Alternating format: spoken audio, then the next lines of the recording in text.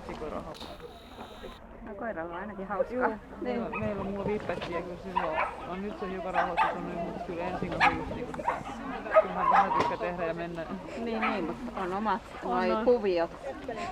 Hyppelemään jotain. Kun sitä vauhtia on niinku siis niinku. Niin. Juu, ei sitä tollasia hyppyjä ehdi miettimään.